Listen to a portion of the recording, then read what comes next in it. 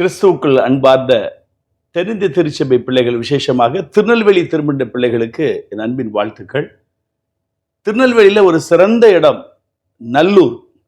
இங்குதான் கல்லூரி இருக்கிறது, பள்ளிக்கூடம் இருக்கிறது, அருமையான ஆலயங்கள் சுற்றிலும் இருக்கிறது. ஆதி மிஷனரிமார் இந்த நல்லூர் கிராமத்தை, அதாவது ஆலங்குளத்திலிருந்து ஒரு 2-3 கிலோமீட்டர் உள் பகுதியில் செல்ல வேண்டும். ஒரு சின்ன எளிய கிராமத்தில் வந்து மிஷனரிமார்லாம் தங்கி இருந்து அந்த ஊர் மக்களுக்கு நல்லது செய்யணும்னு சொல்லி பள்ளிக்கூடங்கள், கல்லூரிகள் எல்லாம் ஏற்படுத்தி இன்னைக்கு திருநெல்வேலி திருமணத்தில் பேர் பெற்ற ஒரு ஸ்தலமாக நல்லூர் இருக்கிறது. இங்க 1989க்கு பிறகு ஒரு 34 சென்ட் இடத்த காலி மனை, அதாவது அரசுக்கு சொந்தமானதுங்கிறது போல அது தள்ளப்பட்ட நிலைமையில் இருக்கிறது. ஏன் என்று இதை விசாரிக்கும் பொழுது, இந்த இடத்த அந்த புறம்போக்கு இடம் அப்படின்னு சொல்லி அரசுக்கு சொந்தமான இடம் சொல்லி வைத்து செல்வந்தர்கள் அதை ஆட்டை போட்டு அதை வைத்து கொண்டிருக்கிறார்கள். ஆனால் அங்குள்ள இளைஞர்கள், அங்குள்ள டிசிகள் எல்லாரும் இணைந்து வழக்கு தொடுக்கிறாங்க உயர்நீதிமன்ற மதுரை கிளையில. 6 மாசத்துக்கு முன்னாடி அதுக்கு ஒரு ஜட்ஜ்மெண்ட் வந்திருக்குது. தாசில்தாருக்கு உத்தரவு, அதை அளந்து எடுத்து அதை பிரித்து கொடுங்க என்று சொல்லி அதுக்கு நடவடிக்கை எடுக்க சொல்லி உயர்நீதிமன்ற நீதியரசர் உத்தரவு கொடுத்திருக்காங்க. இப்பொழுது அங்கே ஆயரா இருக்கிறது யாருன்னா பிரே ஜேம்ஸ், ரெவரண்ட் பிரே ஜேம்ஸ். இவரை பற்றி சொல்லக்கூடுமானால், பர்னபாஸ் காலில் கையில் விழுந்து பிஷப்பா வந்துட்டாரு அணியில. மற்றும் வேதநாயக அணியில பீட்டர் ரெவரண்ட் அவர் இருந்தாரு, அவரும் வெற்றி பெற்றிருக்கிறார். ஆனால் இவர் அணி சாராமல் திருச்சபைக்காக, திருமணத்துக்காக நல்லது செய்ய வேண்டும், ஊழலற்ற ஒரு குற்றச்சாட்டு ஏற்படுத்தாத அளவுக்கு நல்ல ஒரு பேராக இருக்க வேண்டும் என்று அவர் போட்டியிட்டார். இதற்கு சிரம் தாழ்ந்தி ஒரு வாழ்த்துக்களை நான் இன்றைக்கு திரும்பவும் சொல்லுகிறேன். உண்மையாகவே கிரேட் மேன். ஆனால் இன்றைக்கு யார், பர்னபாஸ் தன் கைக்குள்ள வைக்க வேண்டும் என்று இவரை வலை வீசி வைத்துக் கொண்டிருக்கிறார். இன்றைக்கு அவர் கவுன்சில் சேர்மனாக இருக்கிறார். கர்த்தர் நிச்சயமாக அவரை ஆசீர்வதிப்பார், ஒரு உயர்ந்த ஸ்தானத்துக்கு கொண்டு வருவார். ஆனால் இந்த நேரத்தில் திருச்சபை மக்களுக்கு ஒத்துழைப்பாய் இதை செயல்படுத்தாம அரசு நீதிபதி கொடுத்த உத்தரவை செயல்முறைக்கு முயற்சி எடுக்காமல் இருக்கிறது என்ன காரியம் என்று தெரியவில்லை. அவரோடு கூட நான் தொலைபேசியில் பேசுவேன் என்று இதன் வாயிலாக நான் சொல்லுகிறேன்.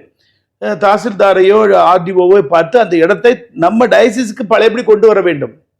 பாருங்க, இன்றைக்கு இளைஞர்கள் இப்படி எழும்பி இருக்கிறார்கள். இதை நினைக்கும்போது என் உள்ளம் மகிழ்கிறது, தேவனுடைய இருதயம் மகிழ்கிறது.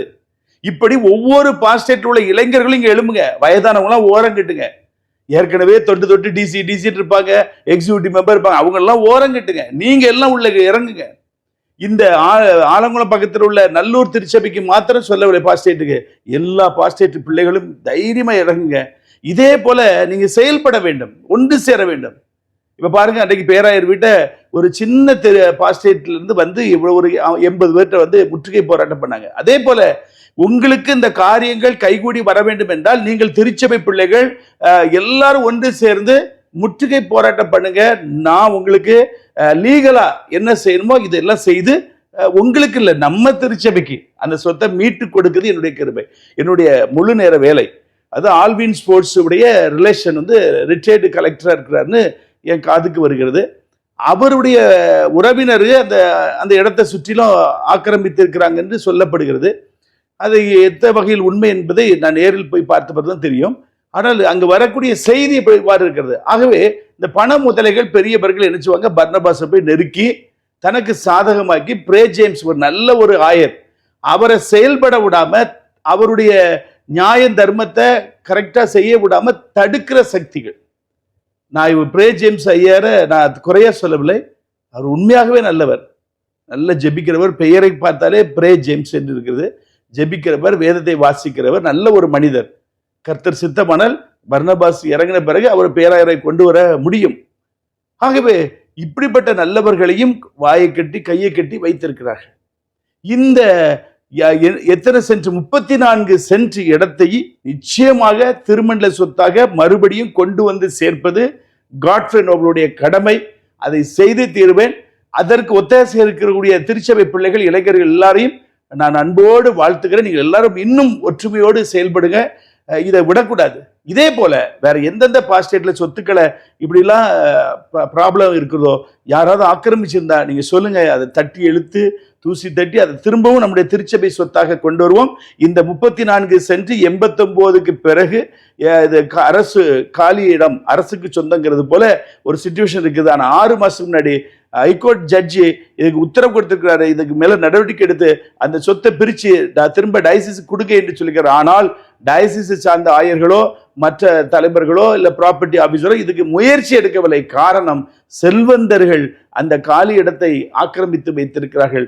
ஆகவே பேராயர் மௌனம் காக்கிறார். எவ்வளவு ரூபா போச்சோ அது தெரியாது. ஆகவே இதெல்லாம் தட்டி கேட்பதற்கு தான் இந்த ஆன்மீக அணி. இதில் நம்ம எல்லாரும் ஒற்றுமையோடு செயல்படுங்க. நிறைய டிசிசி என்ற பேசிட்டு இருக்கிறீங்க, ரொம்ப சந்தோஷம். இந்த தேர்தல் ஒரு சரித்திரம் படைக்க போகிறது. எல்லாரும் நினைப்பாங்க வேநாயகணி நாங்க தான், அவர் டிஎஸ் நாங்க தான். அவங்க நினைச்சுக்கிட்டே இருக்கட்டு. நம்ம எல்லாரும் ஒன்றுபடுவோம். அதே போல ஆயர்மார்கள் உங்க எல்லாரையும் அந்த நேரத்தில் நான் தனிப்பட்ட முறையில் ஒரு சந்திப்பேன். நீங்க தைரியமா செயல்படுங்க. ஒரு மாற்றத்தை, எல்லாரும் ஊழல் பண்றவங்க கிடையாது. திருச்சபை வளர்ச்சிக்கு வர வேண்டும் என்று விரும்புகிற அநேக போதகர்கள் இருக்கிறீர்கள். எல்லாரும் ஒன்றுபடுங்க, ஒரு மாற்றத்தை கொண்டு வருவோம். அந்தந்த பாஸ்டேட் வர்ற வேகன்சி அந்தந்த பாஸ்டேட் பிள்ளைகளுக்கு அதை பகிர்ந்து கொடுப்போம். ஊழல்களை ஒழிப்போம்.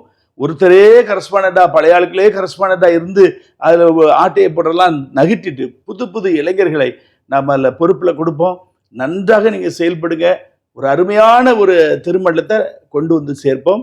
இன்னும் மற்ற திருச்சபையிலிருந்து ஏதாவது உங்களுக்கு பிரச்சனைகள் இருந்தால் என்னோடு கூட அலைபேசியில் நீங்கள் பேசுங்க. 1 by 1 அந்த வீடியோக்களை நான் வெளியிடுறேன். இது விழிப்புணர்வு வீடியோ.